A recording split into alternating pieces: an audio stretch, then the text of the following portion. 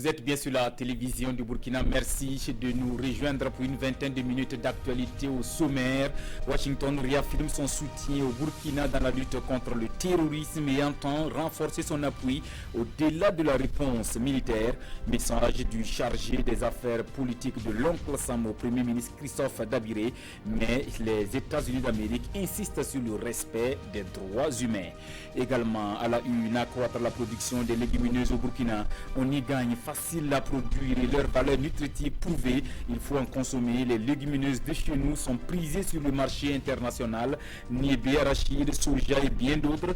Près de 4 milliards de francs CFA rapportés face au titre des exportations. On en parle à la faveur de la deuxième journée mondiale des légumineuses. À l'international, la Chine ne cesse de compter ses morts causés par le nouveau coronavirus. Plus d'1 millier de décès, 42 000 cas de contamination, chiffre publié ce mardi, un mois après l'apparition de la maladie à Wuhan. Voilà pour le menu de ces 13 heures. Mesdames et messieurs, bienvenue. Mais avant de développer ces titres, cap sur Addis Abeba, en Éthiopie, finit la 33e session ordinaire de la conférence des chefs d'État et de gouvernement de l'Union africaine. Une rencontre qui a vu l'examen de grands dossiers assortis de résolutions pour apaiser les tensions en Afrique et lutter efficacement contre le terrorisme, principale gangrène du continent. Décision est prise pour mettre en place une force armée africaine. Explication de notre envoyé spécial, Olopoda. Au grand mot de nouveaux remèdes, à ce 33e sommet de l'Union africaine, les chefs d'État ont décidé de réorganiser les structures de l'organisation continentale afin qu'elles soient plus efficaces sur le terrain. Les questions de sécurité et de paix s'imposent à l'Union africaine et pour le retour de la paix et de la cohésion en Libye, au Sahel, au lac Tchad et dans les autres foyers de tension en Afrique, les chefs d'État réaffirment la nécessité d'un dialogue inclusif et demandent surtout à l'Union africaine d'occuper le rôle qui lui revient dans la résolution des conflits sur le continent. De ce point de vue, l'engagement a été pris de réveiller la force d'attente africaine d'attente, donc de manière à ce que les Africains assument eux-mêmes leurs responsabilités en matière de lutte contre le terrorisme. C'est pour cela que, au regard de l'importance du thème et des dossiers que nous avons à examiner, il a été proposé qu'il y ait un sommet extraordinaire qui se tiendra d'ici la mi-2020 au niveau de l'Afrique du Sud pour prendre des mesures concrètes. À ce rendez-vous annuel de l'Union africaine, Roch-Marc Christian Kaboré a exposé à ses pairs les rapports de ses travaux dans le domaine de la lutte contre les mutilations génitales. Évidemment, il y a des tâches qui se dégagent. D'abord, la nécessité qu'au plan législatif, on ait des textes qui soient suffisamment robustes pour bannir définitivement les mutilations génitales dans nos pays, avec des sanctions qui sont fortes. Deuxièmement, que le gouvernement s'engage également à donner des moyens financiers pour aider les jeunes filles qui ont subi ces mutilations, soit pour les réparations, en tout cas pour les accompagner en tout état de cause. Et enfin, troisièmement, c'est faire en sorte que toutes les aides qui contribuent dans cette lutte soient mieux coordonnées afin d'éviter des opérations qui sont, je dirais, éparses. 2020, année électorale au sein de la Commission de l'Union africaine, le Burkina Faso vient de remporter sa première victoire à cette 33e session avec l'élection de Sébastien Daïla comme membre de la Commission de droit international de l'Union africaine. Retour au Faso pour cette audience que le chef du gouvernement burkinabé a accordée hier au sous-secrétaire d'État chargé des affaires politiques des États-Unis d'Amérique. Washington réaffirme son soutien au Burkina à lutter contre le terrorisme, mais très exigeant sur le respect des droits humains. Compte rendu signé Lassina Ouattara et Herman Nestor Toué. Le sous-secrétaire d'État chargé des affaires politiques des États-Unis et sa délégation chez le Premier ministre Christophe Marie-Joseph Dabiré. Au centre de leur discussion, la question du partenariat entre le Burkina Faso et les États-Unis d'Amérique. Le pays de l'oncle Sam est disposé à renforcer son soutien au Burkina Il demande cependant une place de choix au respect des droits humains. Nous avons discuté de l'engagement du Burkina Faso à lutter contre le terrorisme et des réponses qui doivent aller au-delà de la réponse militaire. Ces réponses doivent inclure justement l'aide au développement, l'aide humanitaire, la croissance économique et justement étendre la présence de l'État à travers le territoire. L'aide américaine va en droite ligne avec le respect de ces valeurs partagées. Nous n'hésitons pas à exclure de nos formations les individus ou les unités où nous pensons qu'il y a des informations crédibles en matière de violation des droits humains. Sur la question du soutien au G5 Sahel, David Al rassure, son pays reste un partenaire sûr aux côtés du Burkina dans ses efforts de lutte contre le terrorisme. Toutefois, le chargé des affaires politiques américaines estime que la seule voie pour réussir ce combat reste la démocratie et la bonne gouvernance. Dans ce journal, nous parlons aussi politique. Vous le savez, 2020, une année électorale au Burkina. Le parti de la Renaissance nationale se prépare alors pour le scrutin du 22 novembre prochain. Laurent Gbagbo, président fondateur du parent himself, a fait le déplacement de Gawa dimanche pour remobiliser les troupes. Les Échos avec Elvis Tuna et Sié Judicaël Poda. Le parti de la Renaissance nationale rencontre ses militants à Gawa. Après un passage à Banfora, la délégation composée entre autres du président et du fondateur du parent fait une halte dans la cité de Bafouji pour transmettre un message. Vous savez, en politique, c'est l'intelligence. Et vous savez ce qui se passe aujourd'hui dans notre pays. Nos arrières et nos petits-fils qui sont en train de venir, il a si bien dit, sont en train de souffrir et souffriront. Et cela pourquoi? Compte tenu de la gouvernance. Et ça, il nous faut régler ça. Et c'est ce message-là qu'on est venu inculquer dans la tête de nos militants, que si ils ne prennent pas garde, comme il a si bien dit, les portes de l'enfer s'ouvriront. Ce fut également l'opportunité pour le professeur Laurent Gbagbo d'expliquer aux militants le programme du parti. Je vais vous dire aux militants du parent, ne vous trompez pas. Dans tout le Burkina Faso, il y a des surprises un peu parties. J'ai dit qu'on va faire pour sortir de la pauvreté. C'est le parent. Le président fondateur du parent invite ses militants à se préparer pour les échéances électorales prochaines. Et cette rencontre d'environ 1h30 s'est achevée par une séance photo. Le nouveau temps pour la démocratie affûte également ses armes pour les prochaines échéances électorales. Dimanche à Boulsa, dans le Namen-Tenga, face à ses militants, le patron du NTD réaffirme son engagement aux côtés du président Roch-Marc Christian Kaboré et sollicite la base pour sa réélection. Pascal Tapsoba, ici à Kassebogo. La vague bleue du nouveau temps pour la démocratie atteint la province du Namen-Tenga. Il a désormais un secrétaire général provincial et 8 secrétaires communaux dans cette province. Le but de cette implantation, soutenir Roch-Marc Christian Kaboré aux prochaines élections. Notre parti a lancé depuis mai passé le principe de la vague bleue. Et ce principe veut que nous puissions implanter notre parti dans les provinces où nous n'étions pas auparavant. Ici, c'est vraiment une province qui nous accueille. Vous avez vu la mobilisation au niveau du Namen-Tenga ici, à Boulsa. Nous avons développé notre thème, c'est-à-dire les principes de notre parti, avec aussi donc nos valeurs. Nous avions aussi montré que nous soutenons le président Roch-Marc Christian Kaboré et nous avons montré les raisons pour lesquelles, parce qu'il a un bon bilan, mais de manière particulière, il a tenu ici ses promesses. Les hommes désignés pour représenter le parti dans le Namen-Tenga promettent mobiliser la population pour accompagner le NTD. Nous pensons que nous allons faire du bon boulot. Nous comptons soutenir le parti, c'est-à-dire aider à reconduire son Excellence, Monsieur le Président Roch-Marc Christian Kaboré. Aux personnes qui pensent qu'il y a des dissensions au sein du parti, la secrétaire générale nationale rassure qu'il n'en est rien. Nous avons appris aussi par voie de presse qu'il y a des soucis au niveau du NTD, mais je peux vous rassurer qu'il n'en est rien de tout ça. Le NTD se porte bien, le NTD déroule sereinement sa stratégie de campagne et notre présence ici aussi fait partie de cette stratégie. Dès lors que vos concurrents, vos adversaires n'ont pas pu vous avoir sur le terrain objectif et se verse dans la subjectivité, nous ne pouvons que constater et avancer. Le nouveau temps pour la démocratie compte étendre ses tentacules dans toutes les provinces du Burkina Faso.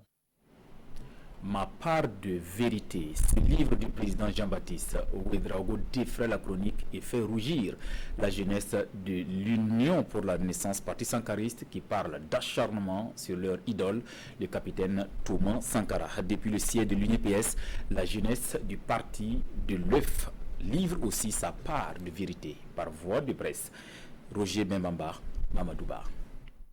Le livre du président Jean-Baptiste Ouédraogo devrait permettre de situer le rôle joué par chacun des protagonistes plutôt que de charger des compagnons de lutte à tort ou à raison. La jeunesse de l'Union pour la Renaissance, parti sankariste, monte au créneau. Dans un cours d'histoire, Sampawende Ouédraogo et ses camarades livrent leur part de vérité. En tant que dit héritier de la RDP, Révolution démocratique et populaire, s'inscrivant dans les idéaux de transformation nationale, de développement endogène, de rupture de gouvernance avec les schémas importants, demeurons convaincus que l'oreille de Thomas Sankara ne saurait s'écorcher d'une ride par le fait de contempteurs qui se refusent à aller dans le sens de l'histoire des peuples.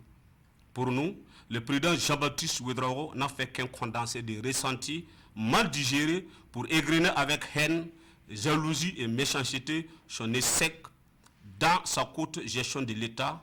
Pour les conférenciers du jour, seule la formation politique et idéologique permettra à chacun de distinguer le vrai du faux. Un message qui s'adresse particulièrement aux jeunes. Et concernant la candidature de leur leader, Maître Benowende Sankara, à l'élection présidentielle prochaine, le secrétaire national chargé de la jeunesse de l'UNIR-PS donne rendez-vous en fin mars. Nous partons en congrès. On a été très clair, nous partons en congrès. Nous allons faire toutes ces analyses-là. L'analyse de notre participation au gouvernement, notre apport au sein de ce gouvernement-là, et tirer toutes les conséquences. La lutte est encore longue et pleine d'embûches, souligne Sampawende Ouédraogo. La jeunesse sankariste aspire à une gouvernance plus vertueuse, capable de la sortir des sentiers battus. Direction Réau dans le Sanguier pour la commémoration de la 2e journée mondiale des légumineuses ici au Faso. Une célébration qui a connu la participation de l'époux du chef de l'État, Sika Kaboré, marraine. Elle donne de la voix pour plus de légumineuses dans nos assiettes. Des légumineuses pour l'atteinte de la sécurité alimentaire au Burkina, nous dira Ernest Kambiré. Le niébé, l'arachide, le soja ou encore le pois de terre sont les principales légumineuses produites au Burkina Faso qui sont célébrées ici à Réau dans le Sanguier. Cultivées pour leurs graines et pour leurs valeurs nutritionnelles, ce sont des cultures qui s'adaptent aux zones sèches et à faible pluviométrie. En décidant de consacrer une journée mondiale aux légumineuses, les Nations Unies invitent à faire de la chaîne de valeur des légumineuses un des moteurs de l'agriculture durable. La FAO, en tant qu'agence leader des Nations Unies dans le secteur d'agriculture et de nutrition, va continuer à accompagner le gouvernement dans son effort de mobiliser des ressources pour mise en œuvre son programme de promotion, de développement de la culture de légumineuses dans ce pays-là. Au Burkina Faso, cette 2e journée mondiale des légumineuses se veut pour les acteurs une occasion pour sensibiliser l'opinion nationale et pour mettre en exergue les potentialités des légumineuses. Venu saluer cette action de promotion des légumineuses engagée par les Nations Unies et le gouvernement burkinabé, Mme Sika Kaboré, épouse du chef de l'État et marraine de cette journée, est revenue sur les nombreuses potentialités et avantages des légumineuses pour les acteurs, notamment les jeunes et les femmes. Aujourd'hui, si je suis là, c'est pour encore une fois inviter les femmes, les groupements féminins, les coopératives féminines à s'investir dans la production, dans la culture et la production de légumineuses. C'est tout bénéf pour nous, surtout pour les femmes. Les légumineuses à l'exportation procurent au Burkina près de 4 milliards de francs CFA par an et cette journée se veut une opportunité pour identifier les défis auxquels fait face le développement des légumineuses et proposer des perspectives pour une meilleure promotion. Nous allons vraiment mettre l'accent au niveau du ministère afin de mieux structurer la filière pour que tous les acteurs puissent être impliqués et ensuite voir dans quelle mesure on peut aller de l'avant en mettant en place des mécanismes les plus adaptés pour que cette légumineuse-là, nous puissions accroître la production. L'année dernière, on était à environ 1 million de tonnes de production. Cette campagne, nous voulons aller à 1 500 000 tonnes de production de légumineuses. Et pour promouvoir les légumineuses dans un contexte d'insécurité et de changement climatique au Burkina, les acteurs au niveau régional du centre-ouest ont reçu des équipements et des intrants pour améliorer la productivité, principal défi pour le développement des légumineuses. De nouvelles infrastructures scolaires à Kounda dans le département de Sapone. Le joyau est lycée doté de 8 salles de classe et bien d'autres commodités pédagogiques. Il est l'œuvre du père Humberto, un ami de l'association Combat de Kounda. 180 millions de francs CFA investis, la remise des clés en images avec Paul David Bambara et Zoubaviel David Dabiré. Éduquer un enfant, c'est créer les conditions de sa liberté. C'est l'idéal qui a toujours animé le père Humberto. Et pendant la trentaine d'années passées au Burkina Faso, plusieurs œuvres en faveur de l'éducation des enfants sont à son actif. La dernière, ce lycée doté de 8 salles de classe, d'une salle informatique et autres commodités pédagogiques d'une valeur de plus de 180 millions de francs CFA. L'ouvrage est réalisé grâce au plaidoyer de l'association Telekamba de Kounda et les efforts de mobilisation des ressources du père jésuite. Apprendre, c'est la première chose qu'il faut faire dans la vie. Si quelqu'un connaît quelque chose, est libre. S'il ne connaît rien, c'est esclave des autres. J'ai enseigné moi-même dans l'école plusieurs années. Je connais les écoles petites, grandes, lycées et universités quand même. Mais je pense que c'est la seule possibilité qu'on a un État d'améliorer et de construire vraiment une réalité agréable pour tout le monde. L'œuvre de charité du père Humberto est saluée par les autorités burkinabées. Une médaille de chevalier de l'ordre des palmes académiques lui est décernée. C'est l'occasion pour le ministre Ouarou de plaider pour un retour à des valeurs comme la solidarité et l'humanisme à l'école burkinabé. C'est le quatrième don du genre qui est fait par l'association burkinabé pour la coopération et le développement et qui est piloté par donc, le père Humberto Libralato, qui est un père jésuite. Et vous savez que pour les jésuites, donc l'éducation est la clé de tout. Et ils ont même un slogan qui dit clairement que l'homme qui apprend est libre. Et nous avons, au niveau du ministère en charge de l'éducation, fait un appel à une collecte de fonds. Collecte de fonds pour travailler à développer dans notre système éducatif une éducation à la solidarité et à la citoyenneté.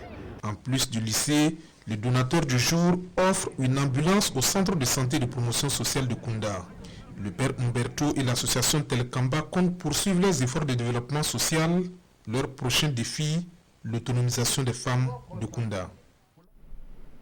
Cette brève avant de poursuivre l'affaire charbon fait en instruction devant le pôle judiciaire économique et financier du tribunal de grande instance de Ouagadougou a été de nouveau mise en délibéré ce matin après une brève audience. Le juge n'ayant pas encore livré sa décision sur la commission d'experts devant investiguer sur le contentieux lié à l'exportation du charbon fin qui oppose l'État burkinabé aux sociétés Isakan SA et Bolloré Logistique. L'audience est renvoyée au lundi 3 mars prochain au tribunal de grande instance de Ouagadougou. À l'international, le nouveau coronavirus continue de faire des victimes, plus de 1000 morts en Chine et 42 000 cas de contamination enregistrés. L'OMS ne sait plus où donner de la tête face à l'épidémie. Le bilan de l'épidémie du nouveau coronavirus a franchi la barre des 1000 morts en Chine continentale, hors Hong Kong et Macao. Les autorités sanitaires chinoises ont annoncé 108 nouveaux décès en 24 heures. C'est le plus lourd bilan quotidien enregistré à ce jour. Plus de 42 000 personnes sont contaminées, mais il semble que le nombre de nouveaux cas journaliers tente à diminuer.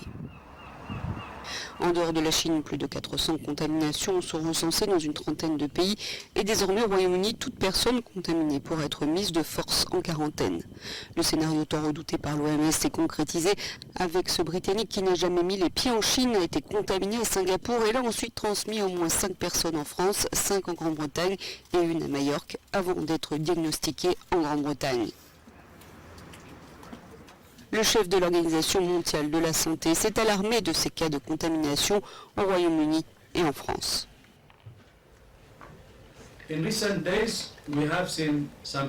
Ces derniers jours, nous avons vu des cas inquiétants de transmission de personnes n'ayant pas voyagé en Chine. La détection de ce petit nombre de cas pourrait être l'étincelle qui deviendra un plus grand feu.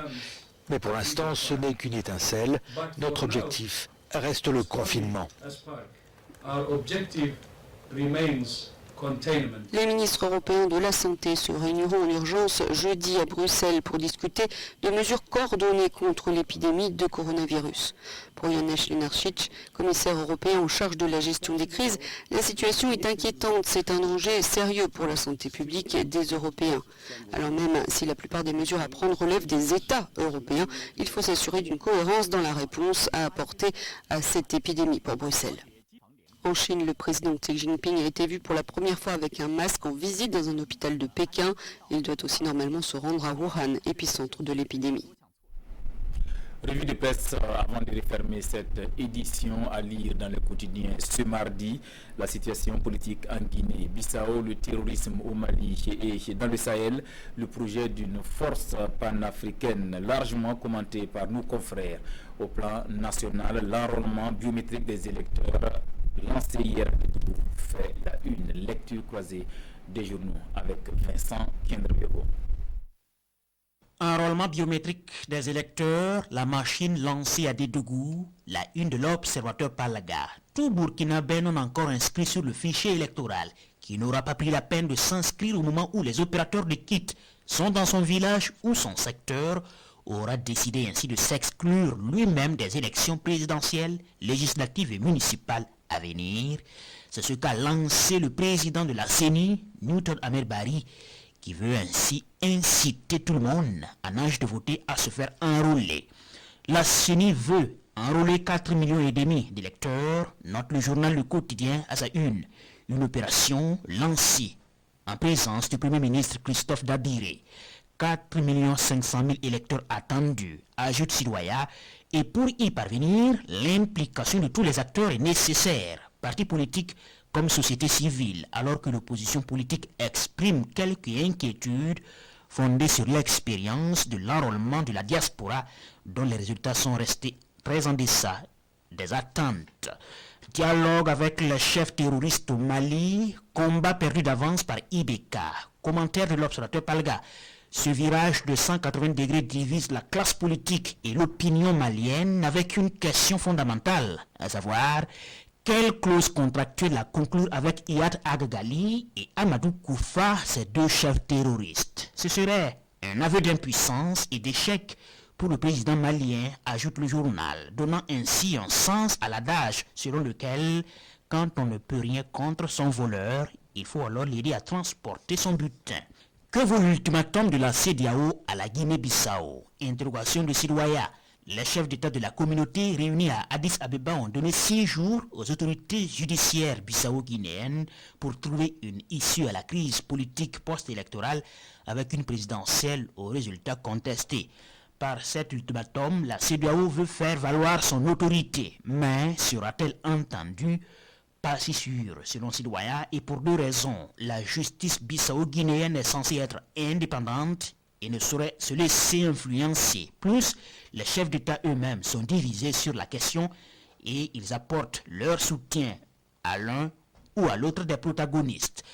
Une force panafricaine, plus facile à dire qu'à faire. Le journal Le Pays revient sur cette idée du 33e sommet de l'Union africaine qui a eu lieu le week-end dernier à Addis Abeba. En passant le témoin à Cyril Ramaphosa d'Afrique du Sud, l'Égyptien Al-Sisi s'est proposé d'organiser un sommet spécial consacré à l'examen de création d'une force africaine antiterroriste.